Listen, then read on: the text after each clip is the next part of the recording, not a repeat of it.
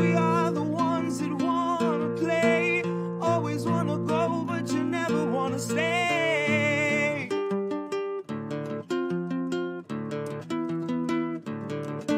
And we are the ones that wanna choose. Always wanna play, but you never wanna lose.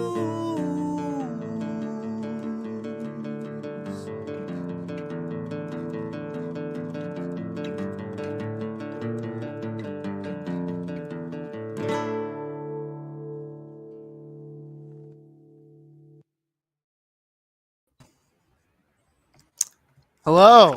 Hello. It's hard sometimes. I'll be totally transparent. Sometimes, let's see, okay, 9:37. Honestly, the reason why we're a few minutes late is always because we're talking. Because we only text during the week, and this is the only time we talk, like actually see each other. And we're, so it's like, did you hear? Oh my God. And also, so yes. That is why. But it's only because we have a great relationship. So that's a good thing. Yeah. So yeah, things have been bananas. We hope you all had a lovely holiday. And Andrew, what's going on with you? Not too much, really. Had a good little Thanksgiving with some family, and yeah, just back, with the usual stuff. But yeah, we got, like always, we have a show today. We have a show tonight, right? Yeah, we're not just talking and just shooting the shit. We actually have to talk about things. Yeah. Actually, I do see Lucky's one. I stuck my face up in the computer. I see Lucky's comment, and yes, I do that with Lucky as well. And I admit, I pretty much do that with everyone because I'm a talker. And you a talker? I know. It's bananas. Yeah. I don't believe it. I know, it's crazy. Some people just bring it out of me. Oh, I see Felice. Hi, darling. I haven't seen you in a while. Hey, we got some great people in here. Awesome. Give shout outs, Andrew. I can't see everyone. We got Desert Mantis here. We got 86 Blackberry White. Yay. Yep, got Lucky DeBurrito. Yeah, those are. Did you just say Felice. Lucky DeBurrito? I said Lucky Burrito. I think. No, you said Lucky DeBurrito. Lucky DeBurrito. Lucky DeBurrito. Oh. We got Jenna here. Karen is mad about the train people being stopped from going on strike. He's really heckin' mad about it. We're gonna help Karen out. We're getting to that, Whoopty. We are definitely. We've got Karen. Yeah. We've got aggravated progressive. A savage Joy is a beauty forever. Felice says, "Hey Joy, miss you." And then yeah. He said apples, Everett's, and dog. Yeah. So this is our group for today. Thank you for tuning in. I'm sure more will come in. So just as a heads up as well, Jenna's Karen is actually a male cat. He's black. He's amazing and he's beautiful, but he's very much like, I need to talk to the manager. So that's why his name is Karen. So, and then her dog's name is Boogers. So if you ever see her say Boogers or Karen, that's why. So now that that's straightened out. All right, let's get down to the other news. Yes. So, Joy, you're going first, actually. This is, oh, shit. I don't know. I don't know how to do about this. I beat you. It's usually you're usually the Amazon person who's like, Joy, this is my topic. And this week I'm like, boom. You're like, yo, Amazon. But you have to share the update too that you sent because holy shit, this is awesome. So, yeah. you're literally talking 40 countries. 40 countries of Amazon workers striked Black Friday. 40 countries. That's insane. I'm going to be completely honest. I did not know we had Amazon places in 40 countries. I'm going to be 100% honest. I was certain we had some outside of the US, but I think a lot of us, see so much about like New York and California and things like that. And, it's just something I didn't really think about. But like 40 countries, that is massive. Do you want to show the video? Sure. Hey, oh, corporate greed has got to go. Hey, oh, corporate greed has got to go. Hey, oh, corporate greed has got to go. Hey, oh, corporate greed has got to go. Hey, oh, corporate greed has got to go. Gives me goosebumps. I love it. I love it. I love it. I love it. So that really shows the magnitude of the power we have. Like this is done on social media. Like there's a lot of shit on social media that makes you just want to like crawl in a hole and delete all your accounts. But like it is an essential way of organizing. I mean, 40 countries have organized this one day of action. And I am very interested to see what it did to Amazon's profits. Because let's be real, you don't ship, you get that 1 day, 2 day shipping, whatever the fuck Amazon Prime is, and you don't get it in that time, you're going to make complaints and you're going to get refunds. So all these people are costing them money. Yay. So I am really interested to see, if we can find out how much they lost, because I remember, I digress a bit, but remember last year when Facebook went down for 6 hours and they lost like over $3 billion during that 6 hours because of all their advertisements. Well, that's kind of like how it would be with Amazon. Now, today's Cyber Monday. Someone did comment on my Twitter that they heard they're doing something Cyber Monday as well. I wasn't able to find any of that. Did you come across it, Andrew? I have not. I can check. We may hear about it tomorrow. But yeah, I mean, fucking badass. Props to every single one of them. That is incredible. I think, and it's a valid concern. I've heard a concern. I've heard the same concern from other people, and not that I agree, but from numerous people that here. So the going on strike is a risk. It is a risk, even as a group, because someone like Amazon is never going to run out of applicants. They're not. They hire people with criminal records. They hire people who are under 18. They hire immigrants, like people who need a job and are desperate. They're going to go there, and they know that. So that's why they exploit them. So the question some people have is, does this also hurt workers? Because if the production is not done and they have to speed up tomorrow and they don't meet their numbers and they get fired, then you know what I mean? And is it just kind of cyclical? And are poor people still going to be losing their jobs? So it is a valid concern. What do you think, Andrew? Have you ever heard people say that? I mean, yeah, I definitely have seen that. And I think part of it is because, so some of these, what I was reading, some of these places that in other countries where workers were striking, they were unionized, right? So the risk of them striking, like I think in Germany, it was a lot of it a union effort. A lot of the warehouse workers had been unionized in Germany. So in that case, the risk isn't as high. But Sure. I have found it interesting, particularly here in the U.S.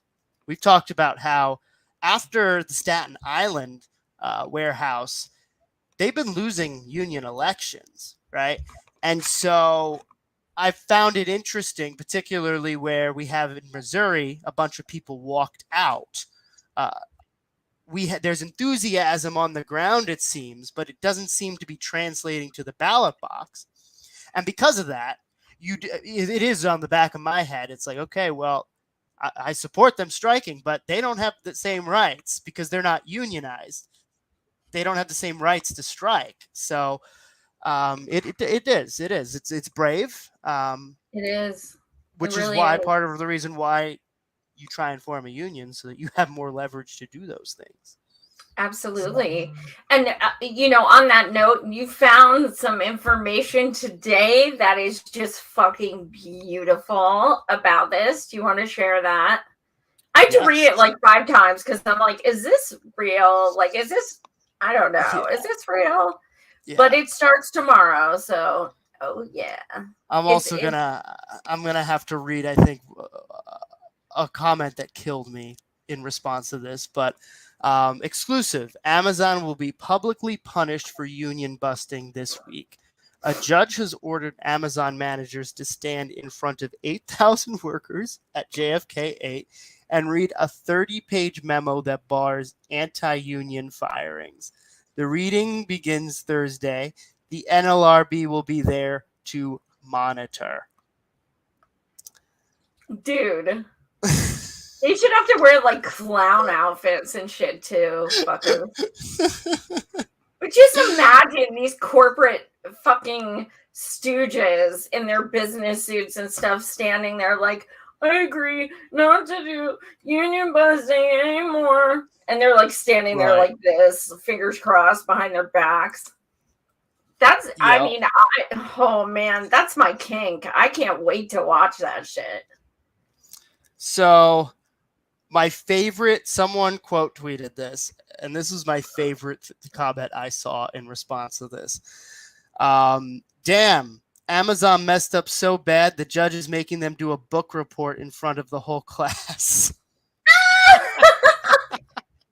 That's amazing. That's true. Yeah. That is so good. That is true. So yeah. I think, I'm it gives me satisfaction to see this. I really hope someone live streams it. I will watch it in its entirety. Yeah. I do hear some of the some of the comments here. Someone says, I agree, public humiliation is good, but they need to suffer actual consequences if we want to prevent this from happening again. And someone said, kind of seems like are no meaningful consequences for union busting and breaking labor laws. Cool, right? So I think it's good to acknowledge, right, that this is not nearly as much of a consequence as Amazon should be getting, right? Or as much of a punishment that Amazon should be getting for all they're doing. However, with all the bad news that we've been seeing about Amazon, evading, busting unions, and all the damage they've done to workers, the bar has become so low that it's good to at least see, okay, this is a start, right? So I'm gonna make a prediction. My predictions are usually right 9/10 of the time. The only one I've really gotten wrong was that Biden was gonna lose, and I'm still shocked I was wrong about that. But I digress. Oh, so and Fetterman won. What's that? You thought Fetterman was gonna lose, right? And Fetterman won. Oh, that's true. That's true. Yeah, I remember twice. Jenna won that bet. Jenna won. Jenna won. I forget what she won as well, but she won. Oh shit! I'm 8 out of 10. I'll take it, but I gotta get that back up.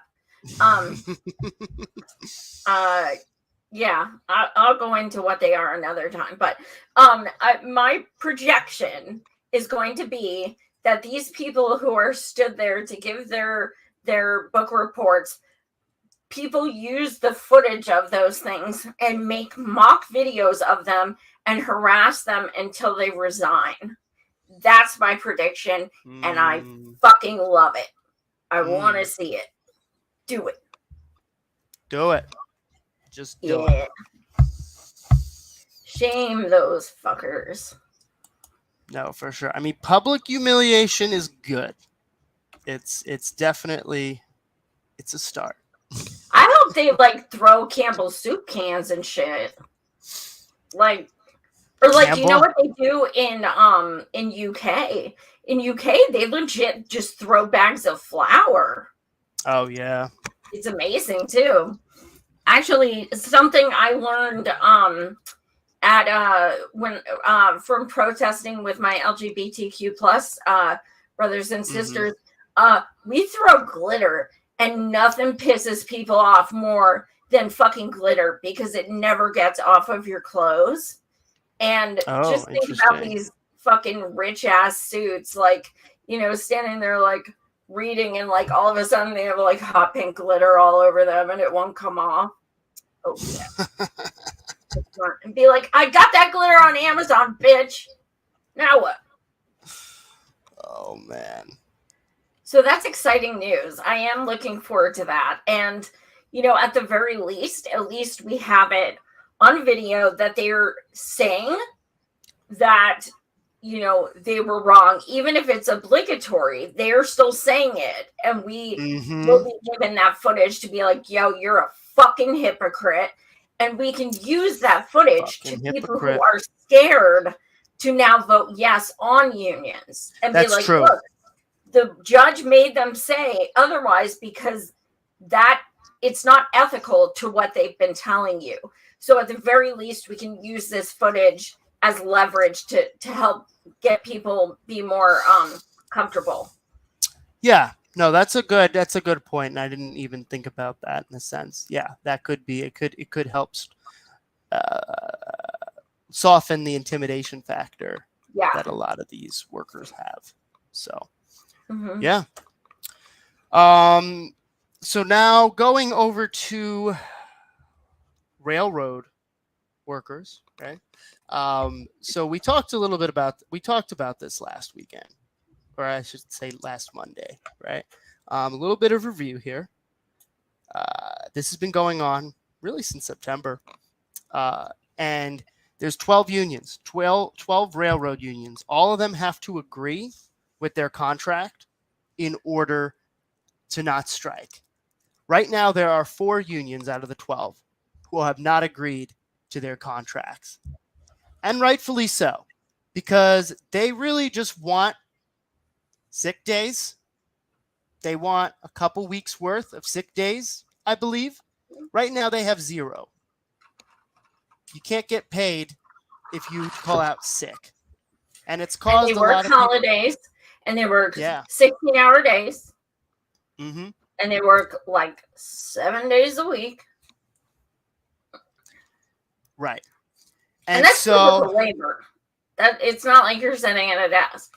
And I've done sitting at a desk. It's not easy either, but like now I unload trucks. So I get it. That physical labor is like a million times worse on your body.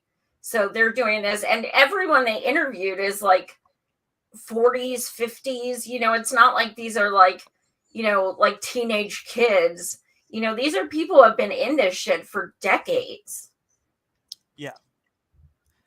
So one of the things that is concerning about this is that per the, I believe it's the Railway Act, I think from like 1920 something, that allows Congress to swoop in if need be and force an agreement. So there's a big concern that Congress will then vote to have them not go on strike and have to work with the tentative agreement as is, essentially making striking illegal for that time, right? Right. And so here we have Biden claims he's the union president, just made a statement. I believe it was for today. And I'm going to read this off. I know it's kind of hard to see all this. So he said, I'm calling on Congress to pass legislation immediately to adopt the tentative agreement between railroad workers and operators without any modifications or delay to avert a potentially crippling national rail shutdown. This agreement was approved by labor and management negotiators in September. On the day that it was announced, labor leaders, business leaders, and elected officials all hailed it as a fair resolution of the dispute between the hard-working men and women of the rail freight unions and the companies in that industry. The deal provides a historic 24% pay raise for rail workers. It provides improved health care benefits, and it provides the ability of operating craft workers to take unscheduled leave for medical needs, which they don't get paid. Since that time, the majority of the unions in the industry have voted to approve the deal, right? I believe that's 8 out of 12. During the ratification votes, the Secretary of Labor, Agriculture, and Transportation have been in regular touch with labor leaders and management. They believe that there is no path to resolve the dispute at the bargaining table and have recommended that we seek congressional action. Let me be clear, a rail shutdown would devastate our economy. Without freight rail, many U.S. industries would shut down. My economic advisors report that as many as 765,000 Americans, many union workers themselves, could be put out of work in the first 2 weeks alone. Communities could lose access to chemicals necessary to ensure clean drinking water. Farms and ranches, well, yeah, as if all communities right now have clean drinking water. Totally. I have not heard him say anything about Jackson, Mississippi, but okay. Farms and ranches across the country could be unable to feed their livestock. So basically, it sounds like Biden is pushing Congress to make the workers accept the deal that they have on hand, because it's going to be terrible for the economy, terrible for inflation. And yeah, we'll have to see what goes on from here. But so here's this cool thing. Like, if only, the president had something like called like an executive order or something that like he could like, just like a piece of paper he could sign to like, like change things so that, like Congress didn't need to get involved or anything, he could just like sign a paper. Like, I know that's magical thinking, but it would be kind of awesome. If only there was such a thing. If only. But, Biden can only do so much. Right? It's only been 2 years, Andrew. It's only been 2 years. Give him time. Give him time. Give it till his next term. Because we're being told he's running again. So basically, congrats, Trump or DeSantis, whoever runs. Congrats. I mean, and also to be fair, he's fairly new to government, right? Like, This is true. He's still kind of a newcomer in the scene. So he's only 8 years old. And, maybe a second term he'll be a little bit more experienced and he'll be have less gotten green his and, feet wet and get the hang of it. He'll meet some people and that's true. Let's give him a chance. Give him a chance. He's yet to hit his peak in life, I think. Yes. Yeah. True. So this is interesting. I love how the Wall Street Journal is not even trying to hide the special interests involved in this whole debacle. So I'm not gonna read the whole thing, but it's talking from their perspective. And he talks about the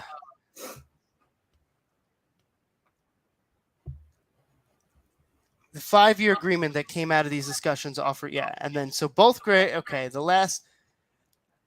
here it is. The U.S. Chamber of Commerce sent a letter on Monday signed by dozens of other business lobbying groups to Democratic and Republican congressional leaders calling on them to intervene to prevent a labor strike or a lockout by the railroads. Right. So the U.S. Chamber of Commerce, the number one lobbyist, essentially, is now unhappy about this, and they're pressuring both sides of Congress. So this is interesting, right? Because right when Biden says he's urging Congress to come up with, to push them to agree, we have the U.S. Chamber of Congress sending letters to both Democrats and Republicans as well. And so Senator Roger Wicker in Mississippi, who in September proposed a bill that would impose the contract terms brokered by the Biden-appointed panel, said Monday that he approved of Mr. Biden's call for intervention. That's the big boy thing to do, to take ownership of the process that he put in place. Is that what he said? That's what he said. Yeah, that's what He Senator that's Roger Wicker said. Yep. That's the big boy thing to do. Oh my God! Screenshot that. Send it to me. That's amazing. Wait.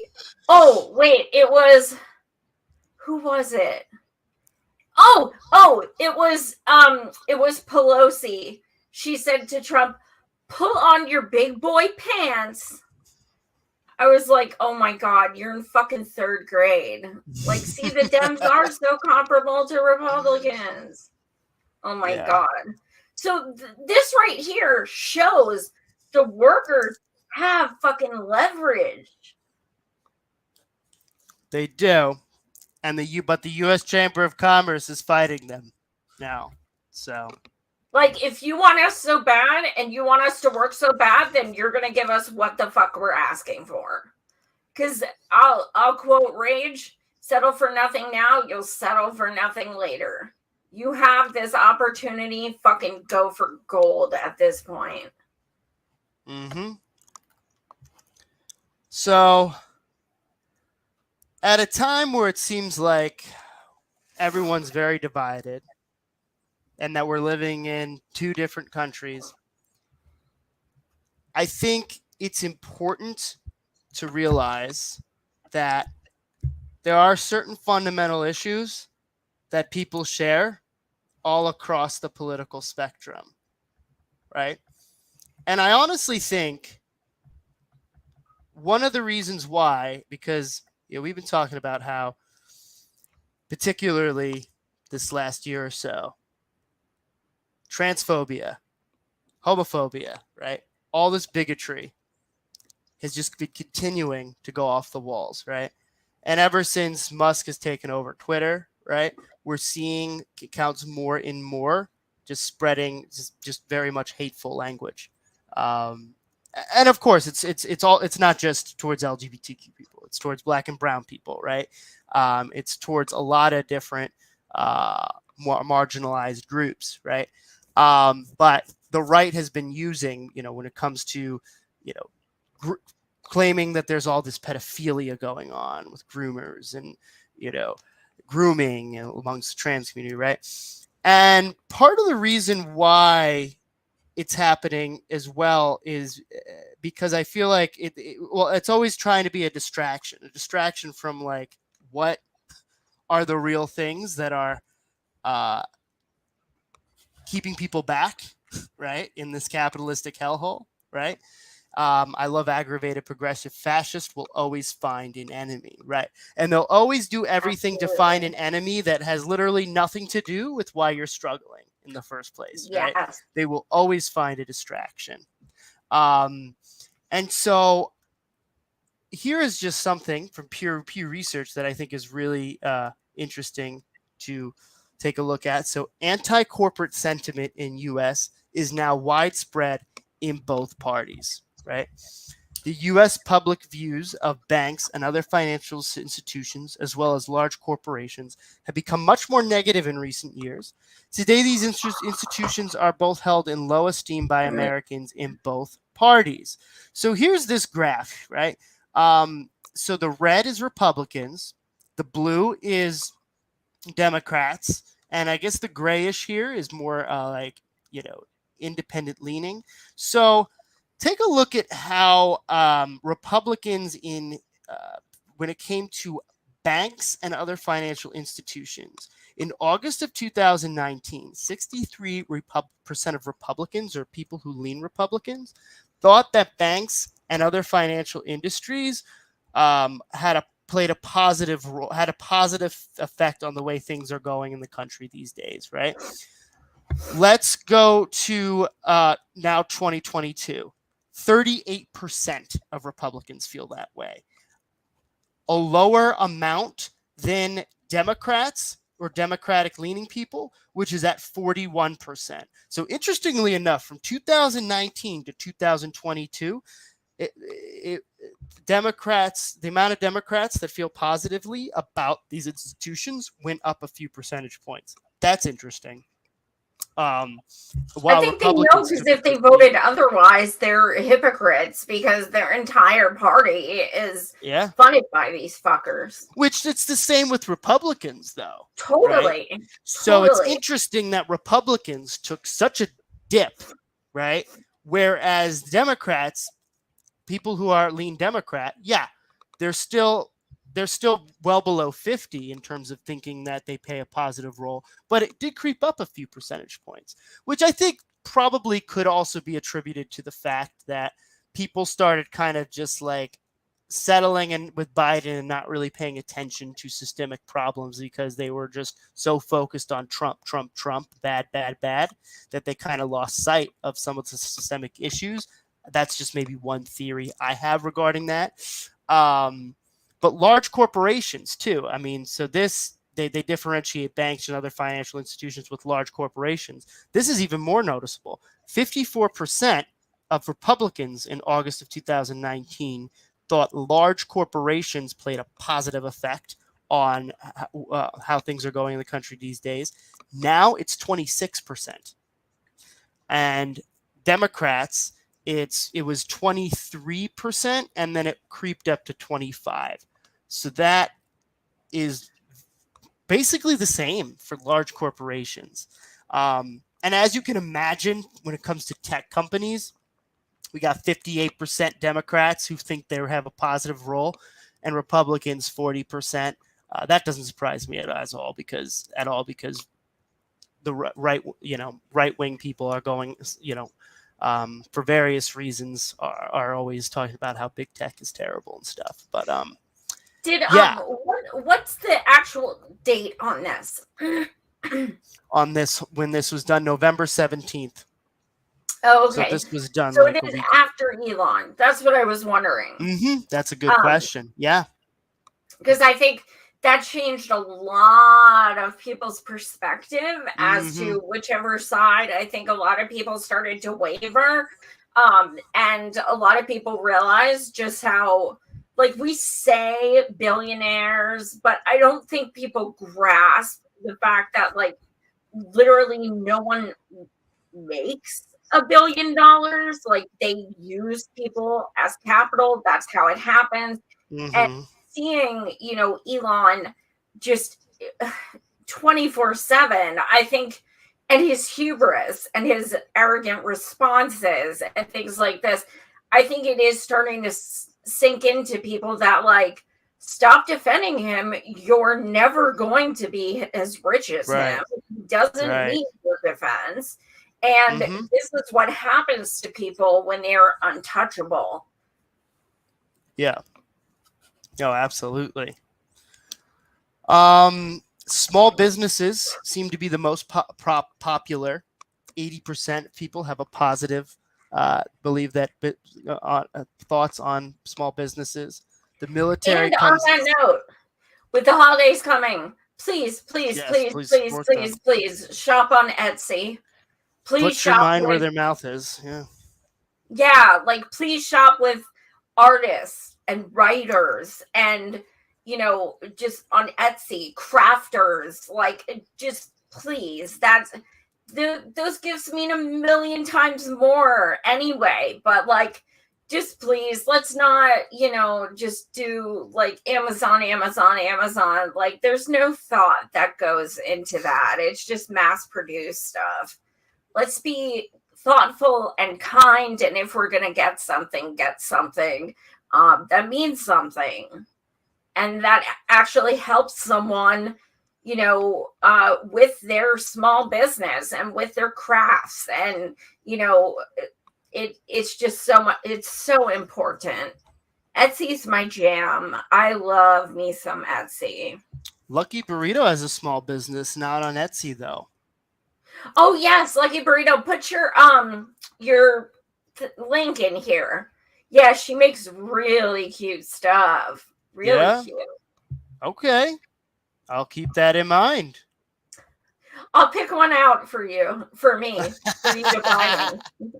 I'll be like, look at this purse, Andrew. Isn't it cute? Oh, Wait, gosh. it's like So, we're married, but we're not. So moving on to so you wanted to bring up the whole World Cup. What's happening?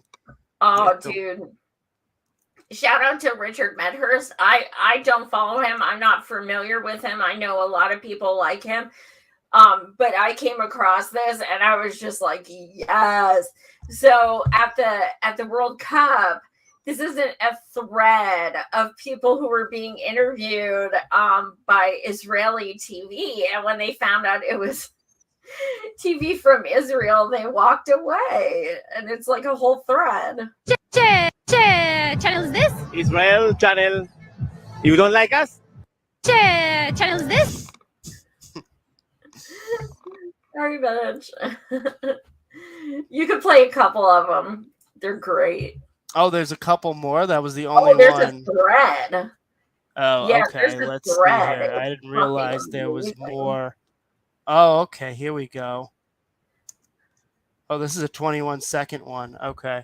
Yeah, they're all clips. Yeah. No, but this is longer than the 5-minute one. I'm looking forward to seeing this one, or the 5-second one.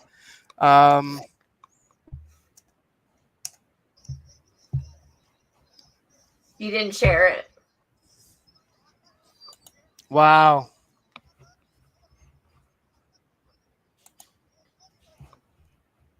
You didn't share it. Let me start this over. Palestine, there is no Israel.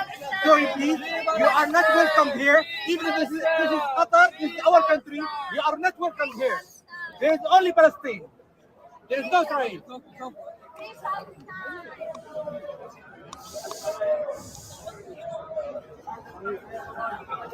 That guy looks like a penis head Bezos. Like, he really does look like Bezos. I'm not even kidding you. Let's play a couple more.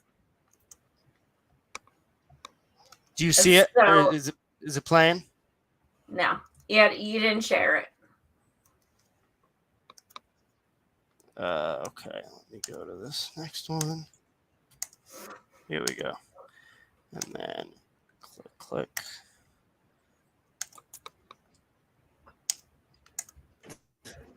This? Yes. For Israel. No. Yeah. No. Why? Arabic. There's literally people from all different countries being like, fuck you. Do a What couple country more. is this? I believe they were from Saudi Arabia. Okay. But it's so amazing. I love to see it. All right, and boom. Oh, nope, I don't want to do that. مرحبا اهلا انا من اسرائيل ما في اسرائيل في شيء اسمه فلسطين لا في اسرائيل فلسطين عمر واقع من اليوم ليوم القيامه في اسرائيل وامساك السياسه في اسرائيل عمر واقع في اسرائيل عيب عليكم في اسرائيل. Okay, so yeah, I mean, I'm mostly blind, but did that dude not have a Palestinian flag? Because it looked like one. He may have. Yeah, I think it is. Yeah. So I'm like, why the fuck would you ask him for an interview, you dumbass? Right. Yeah. This is Morocco right here. Let's see. From Israel. Huh? Israel. Yeah. Hey, new friends. What? We have peace. Israel, no Palestinian. Yeah. Israel, no Palestinian. But we have peace, huh? Peace. You sign peace. You sign peace. Oh You my sign. gosh. They were Isn't that holding up their, beautiful? they were ready, yeah, they were holding up their flags. They were ready to just like, and then they found out. They were like, nope. Nope. Yeah. Flags down, we're Thanks walking anyway. away. Yep. Oh. Beautiful. Absolutely beautiful. I love it. Free Palestine. Whew. So yeah, they're having a rough time over there. Imagine How if beautiful is it to imagine see if other countries also standing up for Palestine? That's amazing. yeah. Can you Really imagine? beautiful. Can you What's that? imagine if? Can you imagine if like they just treated journalists from the U.S. like that? That would be amazing. Like, Well, when I was at a summit a couple of years back, WAPO came up to me and asked to interview me, and I said, "Fuck off," and I just walked away. Like, you know what? I was interviewed by the New York Times 5 years ago, and I know what those people do. They interviewed me for over 15 minutes, and they took like pieces of what I said to make me sound like just a ditz, just a dumb ditz. And like the woman was like, "Who'd you vote for?" And I was like, "Bernie Sanders." And she's like, "He wasn't on the ballot." I was like, "I wrote him in." And she's like, "It was just this huge thing." And she was like a huge Hillary supporter. And she like used quotes of me saying, "He's like superhuman" or something. Like these really like dumb, like I sounded like I had like a negative IQ. Like in what she was like, she interviewed me over 15 fucking minutes and just put like little, so I was like, I understand the agenda now. I get it. It was like 6 years ago, so it was a little before I started my show. So yeah, I learned. So now I'm just like, fuck you. Oh my God, actually, you know what I did? It was so amazing. And Jenna Whoopty was with me in Pittsburgh. The one time when we went to see Byrne, I was on the risers with all the other press, and there was next to me MSNBC, CNN, and CBS. Okay, all next to me. And every single time, one of the people would be like, "I'm here at the Bernie Sanders rally." It was when everyone was leaving, and there was like thousands and thousands of people in the overflow. It was while everyone was leaving, so they would go film then, so it looked like there was like no one there. And I'd be like in the background, like, "Oh my God, this was amazing! There were thousands of people here, and they all loved it. This was awesome!" And I was just like screaming. And finally, this one woman was like, "You need to stop." And I was like, "You're at a public event. I don't need to stop shit. I'm recording stuff, so I know that when you go back and edit it out, that there's proof." You know what I mean? And it was funny as hell. Like, I don't know them shit. I love it. Bring it on. Bring it on your MSM garbage. oh man. All right. So you wanted to bring up, this is about the segregated cemeteries of Clearwater, Florida. So we can play this. It's like a 30-second video. We can play that first. When a cemetery disappears, what is lost? History. A cemetery is supposed to be your final resting place. Honorable place. Final. In Clearwater, Florida, they're debating how to honor the dead, now entombed beneath a school, Missouri Avenue, and an office complex, an enduring legacy of segregation. Tear down that building as far as I'm concerned. tear that fucking shit down. We've seen this with indigenous peoples all the time, all over the country, and in Canada, and it's not uncommon at all. And recently, the past year or two, they've been discovering lots of piles of dead bodies of indigenous children who have been buried under buildings and things like that. So this has been going on forever. But when I was looking into this, it said this is just Clearwater, Florida. This has been happening to Black people all over this country for decades and decades and decades, just like natives. So it's, you know, it's really incredible when you think about, you know, when we were protesting against DAPL, we were like, how do you put, you know, pipelines through ancestral burial grounds? Like, that is sacrilege. That's fucked up. Well, it's also fucked up to, like, you know, put buildings on top of fucking graveyards. And they, you know, their response to these people was, well, we moved the headstones. So they thought that made it okay because they moved the headstones. But their bodies, their remains are still there, and they're being built on top of. How is that even allowed to begin with? It's truly astounding. Do you want to read a little bit of the article that goes with it? Sure.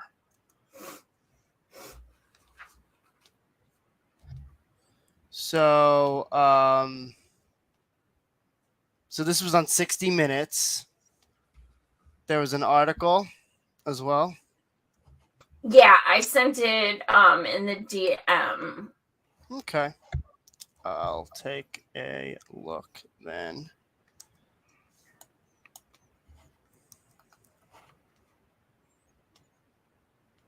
So 60 Minute. Okay, yep. Okay, here it is. CBS News. Florida City reckoning with its past as paved over Black cemeteries uncovered. Can you show it? Yep, I'm showing it right now.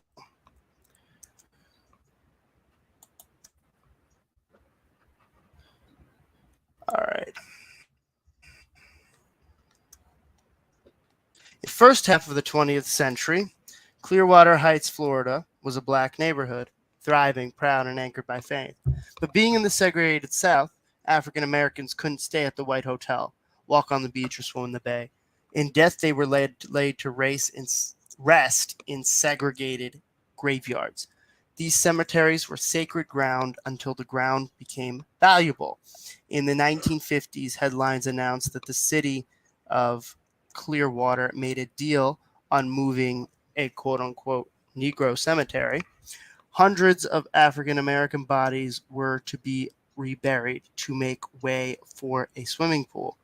A department store was planned for the site of another Black cemetery where, again, the bodies were to be moved. But O'Neill Larkin remembers, many years later, his first revelation that something was terribly wrong. It's not an imaginary thing that I seen.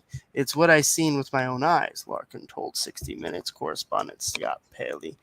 In 1984, Larkin, now 82 years old, watched a construction crew dig a trench through the site of a relocated Black cemetery. But I remember the parking lot where the traffic engineer, was cutting the lines through, Larkin said, and they cut through 2 coffins. This was my first knowledge of seeing it because I walked out there and I seen it myself. In 2019, the Tampa Bay Times reported many segregated cemeteries in Florida had been essentially paved. It was then that the modern city of Clearwater decided to exhume the truth. Rebecca O'Sullivan and Aaron McKendry are archaeologists for a company called Cardno. Cardno was hired by the city to map the desecration. These individuals were loved. They were family members. They were fathers and mothers. And they were interred with love. People deserve to be treated with respect. That's the most important thing. Do you want me to keep going? What's that? Huh? You want me to keep going? No, that's okay. That gives a good synopsis. Yeah. I just can't fathom, like you're cutting through coffins. Like that's insane. Like that's Can't even let them rest in peace. You got to continue to just. It's the epitome of profit over people. Absolutely. Yeah. It's so awful. I hope whoever does that gets haunted. Seriously. Like seriously. I'm with that gentleman. Knock them down. Knock them all fucking down. Right. Mess with their TVs, mess with their electricity, mess with their apartment, house, wherever they live, mess with their dreams. And it's like, the thing is, it's racially motivated, and they're perpetuating it. Like, this is literally a racist after death, thing. or like yes, like I'm sorry, you still have to deal with racism after you die. Absolutely incredible. Absolutely. Yeah. So, well, I am glad that 60 Minutes Cemetery was trending with over 40,000 posts. That's how I found out about it. So I'm glad that something of substance was trending, and I hope that people learned a lot more about it, because this is really, really wrong. Yeah. So the last topic we're going to talk about. So this is something actually kind of unusual. I don't really talk about too much, but I wanted to talk a little bit about what happened in LA when it came to Kenneth Mejia's race as city comptroller. To give a little bit of context with Kenneth Mejia, he ran for Congress a couple times, right? The first time he ran for Congress, I believe he ran as like a Bernie-crat Democrat, right? Then he ran as a Green Party member a couple years later. I think it was like 2018, I want to say. Maybe, and he actually did pretty well. He did. I had him on my show when he was running, and he had huge momentum. Huge. And I think, people liked him, but also he was running green. And that was like, yes, so people were hyped. Yeah.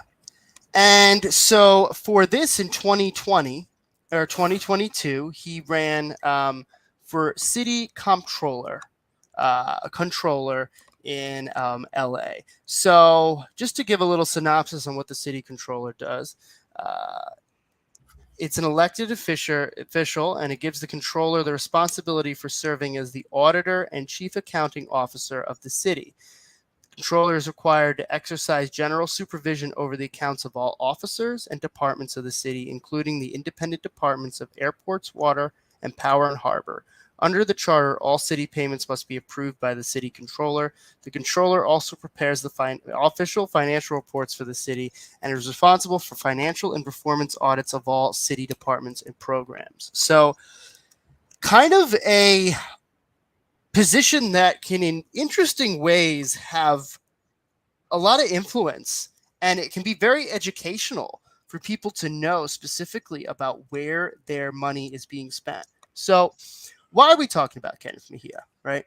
Because typically, can I just interject real quick? Sure. So the woman I had on to talk about her healthcare and hospital documentaries, if you watch it, it's called Inhospitable. If you watch it, the city controller has a huge part in why they had a victory, because she was on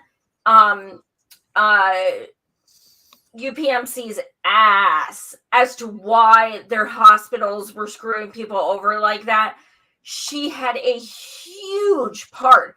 So this is, I learned a lot from that documentary, because I had heard of it, but I didn't know what it was. But they have a lot of power, because they do know everyone. They work with everyone. They can call the governor, the mayor, whoever. And that's what they do. They investigate. How are Yeah. things being fair? Are things being, legal?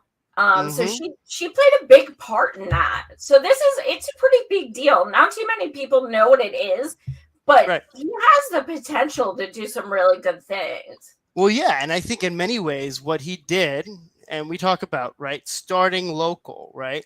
On a local level, he took a position that is thought of as pretty mundane. No one really knows too much or pays attention, and realized, hey, there's a lot I can tap into here when it comes to gaining some influence from the left, right? And so here's the thing with me here. Technically, he may be registered with the Dems. It's nonpartisan what these local elections are. These local elections are nonpartisan. But one of the things that really struck me about his campaign was that he talked so much. And I'm going to show, like, these bulletin boards were all over LA showing how much money is spent on police. $3 billion versus how much is spent on housing, how much is spent on youth development. Notice how there is a little slant for youth development, showing how little money is invested. And so one of the things I think that is really a narrative that is happening even amongst the left is don't talk about the police, right? Don't talk about defund the police. Don't talk about how they are way too much money is going to them because, these cities are in chaos. There's crime everywhere, right? And here is somebody who did not back down and just kind of just showed the facts, showed graphs that weren't even, some graphs are manipulated, right? You see on mainstream media how they manipulate graphs all the time. But literally it's like, look, this is $3 billion. Over $3 billion in this city is going to police. Look how much is going towards housing compared to that, right? And it made it so that he got the most votes in the entire city of LA. I think last I checked, I think it's more now because I don't think this is final, but 512,154 votes. Karen Bass got 508,860 for mayor, right? And so I think when it comes to this election, right, whether or not, however you feel about electoral politics, putting it to the side, and I think this is more just about like what we can learn when it comes to messaging and that the facts really are on our side. And if you can just say, hey, look, like, just take a look at how much is being spent to police versus being spent for housing and education. How does this make you feel, right? A lot of people who don't necessarily define themselves as leftists, or, if you say defund the police, they might be like, they may be like, oh, wow, that's an interesting point, because clearly he literally had all these different billboards all around the city talking about all the overspending and policing, and it didn't stop people, even people who are living the reality that apparently Jank likes to make people think that LA is like this anarchist hellhole. Didn't stop them from voting someone like him in. So, yeah, that's really what I found very interesting about this. Absolutely.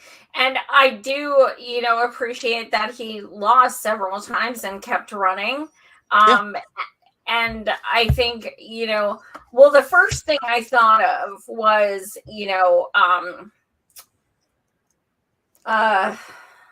Rodney King, because it's LA. Yeah. And I thought, well, this city has really been affected because that was one of the first cases that woke America up. Sure. You know what I mean? And that their city has been like seriously, many of us are ACAB. And right. So the fact that somebody can do this is pretty awesome. But I think it also speaks to the fact that running locally can have a way bigger impact and be a way more fair race. If he ran on this as a senator or congressional person, what did we get? Like 10 votes? I mean, Like, that's the thing. But once people run local, they get elected and they're more established, then they have a better chance of moving, to higher positions or what have you. But yeah, I mean, more power to him. Fuck yeah. And I think the thing that I loved as well, and so I'm just going to read off too, because yeah, $102,000, 262. That was the amount that was in his campaign. And he worked with a lot of activists, I think, housing activists. He didn't work with any consultants.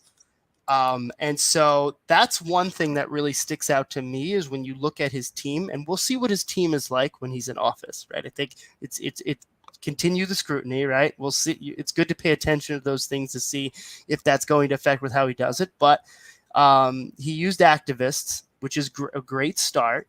And I think one of the things too that stood out to me was that there was a protest at City Hall regarding a homeless bill that LA had. I believe this was during the summer. He came, he showed up, he encouraged a lot of people to show up, and his opponent, Paul Kerentz, who came in second, tried to use that to smear him as like, oh, him trying to bring anarchy. People didn't give a shit. He still got the most votes. So I want someone out in the streets. I don't give a fuck what you say their agenda is. Yeah. I mean, hell yeah. If someone's going to be out there at protests and shit, yep. That's who I want. And I think going back to what you were saying about starting local, right? I think, many people are saying this before, like, who knows that? The right wing, right? When it comes to being on school boards, right? They're taking over school boards. This whole CRT nonsense, like moral panic that they're having going, that's starting from the local level. People are going, so the more we can realize that, start with your community, see how you can shake things up in your community first, right? And you will see a direct result. Whereas going to Congress and voting here and there on things that don't even get passed, you're not seeing results. If you do things locally, you are seeing how it affects your community. Yeah. I mean, if someone said to you 2 years ago, there's going to be an LA local races are going to be happening, and the person running on the LA city controller got the most votes. I don't know about you. I'd be like, what the fuck? The controller got the most votes? Like, what? Yeah. I'd be like, what was their platform? Okay, the person who audits things got the most votes, but that's what fucking happened. And so I think that also just shows that, like, if you communicate well and if you use the right means and you meet people where they're at, you can educate people on like what this obscure position does. And then have people vote for you. Like, yeah. Hey. It's God, it sounds so trite, but it's like connect with the people, sit down, talk to them, listen to them.